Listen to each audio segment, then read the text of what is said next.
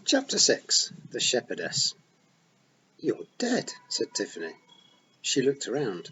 The Feagles were picking themselves up and grumbling, but no one was going, "Wheelie, wheelie, wheelie," and Rob Anybody wasn't making any sense at all. "Well, if you think you're dead, then what are they?" she went on, pointing to a couple of small bodies. "Oh, they've come back to the land of the living," said Rob Anybody cheerfully. "It's nae as good as this one, but they'll bide fine, and come back before too long. No sense in grieving." The Akings were not very religious, but Tiffany thought she knew how things ought to go, and they started out with the idea that you were alive and not dead yet.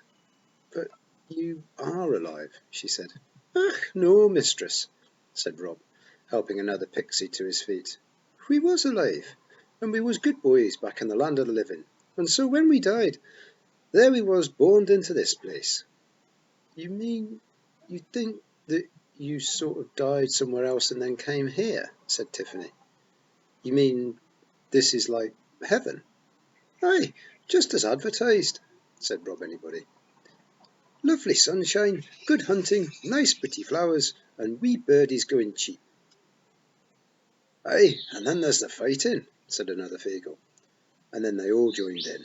"And the stealing, and the drinking and fighting, and the kebabs," said Daft Willie. "But there's bad things here," said Tiffany. "There's monsters." "Aye," said Rob, beaming happily. "Grand, isn't it? Everything laid on, even things to fight."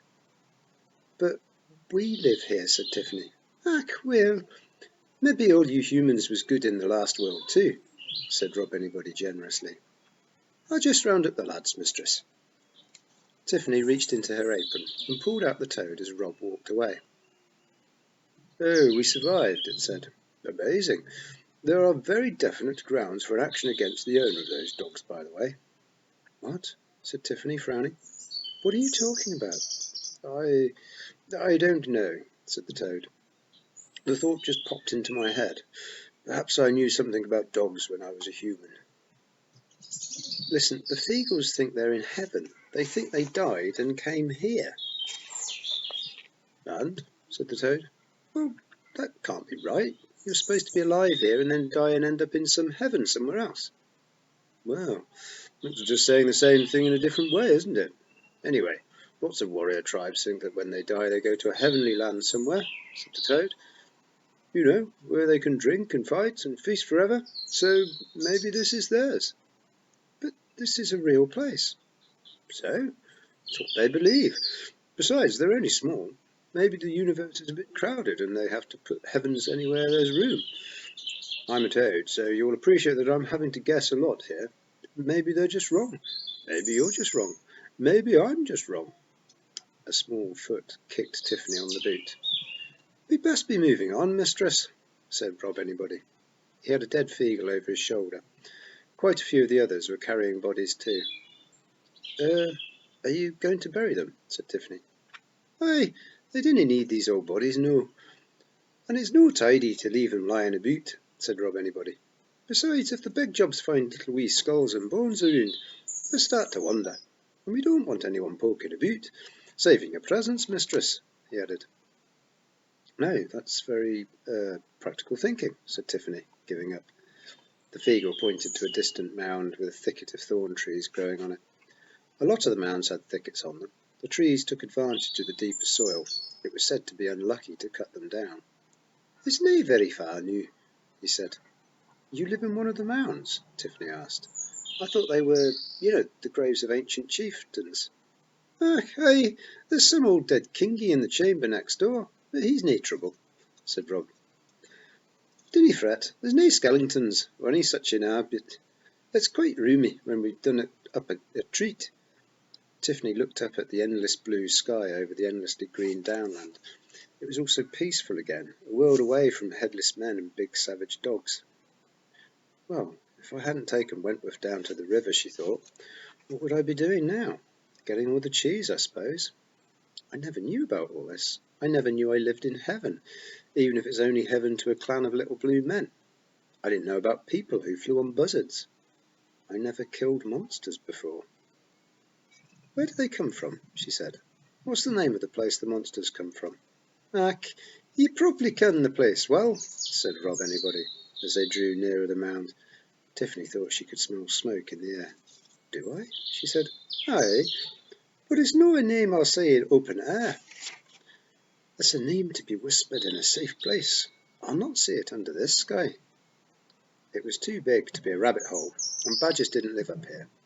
But the entrance to the mound was tucked amongst the thorn roots, and no one would have thought it was anything but the home of some kind of an animal. Tiffany was slim, but even so, she had to take off her apron and crawl on her stomach under the thorns to reach it, and it still needed several feagles to push her through. At least it didn't smell bad, and once you were through the hole, it opened up a lot. Really, the entrance was just a disguise. Underneath the space was the size of quite a large room, open in the centre, but with feagle-sized galleries around the walls from floor to ceiling. They were crowded with pixies of all sizes, washing clothes, arguing, sewing, and here and there fighting, and doing everything as loudly as possible.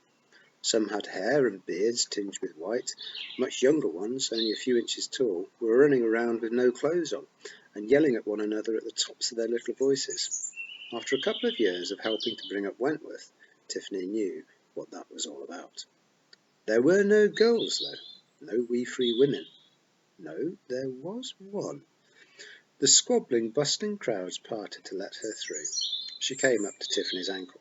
She was prettier than the male Feagles, although the world was full of things prettier than, say, Daft Woolly. But like them, she had red hair and an expression of determination. She curtsied, then said, "Are ye the big job hag, mistress?" Tiffany looked around. She was the only person in the cavern who was over 7 inches tall. Yes," she said. More or less, yes. "I am Fionn. The Calder says to tell you the wee boy will come to nae harm yet." "She's found him," said Tiffany quickly. "Where is he?" Nay, but the Calder knows the way of the Quin. She didna want ye to fash yourself on that score." "But she stole him." "Aye, 'tis complicated. Rest a wee while. The Calder will see you presently. She is not strong now." Fionn turned round with a swirl of skirts, strode back across the chalk floor as if she was queen herself, and disappeared behind a large round stone that leaned against the far wall. Tiffany, without looking down, carefully lifted the toad out of her pocket and held it close to her lips. "Am I fashing myself?" she whispered. "No, not really," said the toad. "You would tell me if I was, wouldn't you?" said Tiffany urgently. "It'd be terrible if everyone could see I was fashing, and I didn't know." "You haven't got a clue what it means, have you?" said the toad. "Not exactly, no. She just doesn't want you to get upset, that's all." "Yes, I thought it was probably something like that," lied Tiffany. "Can you sit on my shoulder? I think I might need some help here."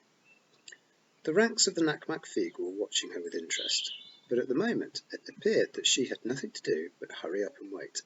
She sat down, carefully drumming her fingers on her knees. "What d'ye think of the wee place, eh?" said a voice from below. "That's great, yeah?" She looked down.